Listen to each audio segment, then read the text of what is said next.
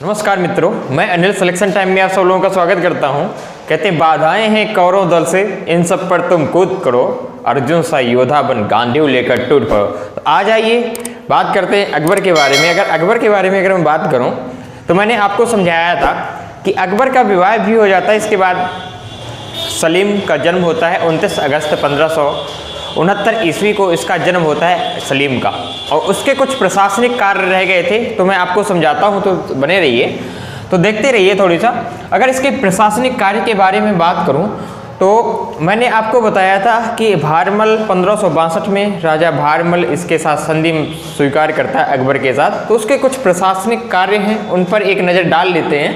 तो समझिएगा, पानीपत का अगर बात करूं तो द्वितीय युद्ध हेमू के खिलाफ होता है 1556 में, 5 नवंबर 1556 को हुआ था। मैंने इसका इतिहास भी आपको पढ़ाया था कि नादिर शाह का एक सेनापति था जिसका नाम था हेमू। अंतिम जो है विक्रमादित्य की उपाधि धारण करने वाला अंतिम हिंदू हुआ है जिसका नाम था क्या, हेमू।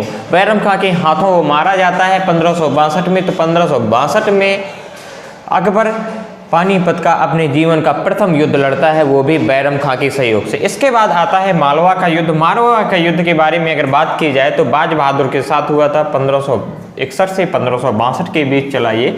इसके बाद अकबर लड़ता है 1562 में गोंडवाना का युद्ध, और इसके बाद 1562 में भारमल के साथ संधि स्वीकार करता हुआ उल्लेख मिलता है कि इस 1570 और 1571 में गुजरात को जीतता है। तो उल्लेख मिलता है कि इस गुजरात में ही अकबर ने पहली बार समुद्र के दर्शन किए। इसके पहले अकबर ने कभी समुद्र नहीं देखा था। जैसे ये समुद्र को देखता है तो अकबर का दिमाग खराब हो जाता है, कहता है यार ये तो इतना विशाल है और हजारों साल से चला आ रहा है ज्यों का त्यों। तो ये कहता है यार मेरे जाने के बाद वहीं से इसका प्लान बदलता है कि यार मुझे दुनिया याद रखे। तो उल्लेख मिलता है कि फतेहपुर सीकरी में एक बुलंद दरवाजा का निर्माण करता है जो 176 फीट की ऊंचाई पर है। विश्व का सबसे बड़ा दरवाजा है फतेहपुर सीकरी में, जिसे बुलंद दरवाजे के नाम से जाना जाता है। ये किस पर प्रभावित हुआ था? गुजरात विजय के उपरांत इसने पहली बार समुद्र को देखा था टाम्बे नामक स्थान पे। इसके बाद आता है 1582 में ये दक्षिण भारत पे अभियान चलाता है। इसके बाद दक्षिण भारत को जीतता हुआ काबुल कंधार हो गया, इसको जीतता हुआ उल्लेख मिलता है कि 1581 में इसने काबुल को जीता था, जो काबुल छुड़ा के किसको दे गया था? फारस के शासक तापहम उसको दे गया था, कौन? हुमायूं। उसको जीतता है। फिर इसके बाद 1593 में उड़ीसा को जीतता है, और 1544 में बंगाल को जीतता हुआ उल्लेख मिलता है कि 1603 ईस्वी में अतिसार नामक बीमारी, जिसे पेचिस कहते हैं, इससे विश्व विजेता की मृत्यु हो जाती है। इसके बाद आता है फिर आपका कौन? जहांगीर।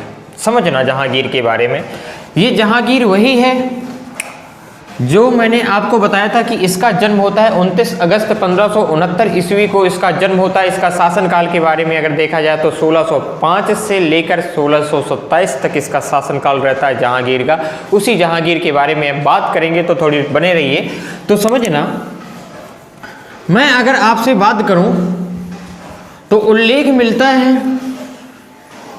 कि ये जो जहांगीर का जो जन्म था, इनके पिता का नाम था, मैंने आपको बताया था कि इनके पिता का नाम है अकबर और माता का नाम है जोधाबाई। इनसे एक पुत्र पैदा हुआ था, और ये कहाँ हुआ था? शेख सलीम चिश्ती की कुटिया में इसका जन्म होता है 29 अगस्त, जिस दिन राष्ट्रीय खेल दिवस मनाया जाता है 29 अगस्त 1669 को। समझना, 29 अगस्त 1669 को इसका जन्म होता है किसका? हुमायूं का। तो समझिएगा इसके बारे में अगर मैं बात की जाए तो जैसे ही इसका जन्म होता है तो उल्लेख मिलता है कि ये एक तो पैदा हुआ था कहाँ? गुरु के बड़े ज्ञान से पैदा हुआ था। मैंने आपको बताया था शेख सलीम चिश्ती की कुटिया में इसका जन्म होता है। इसका जहांगीर का अगर शाब्दिक अर्थ देखा जाए तो होता है विश्व विजेता। क्या? विश्व विजेता। इसके पिता का नाम था हुमायूं, अकबर।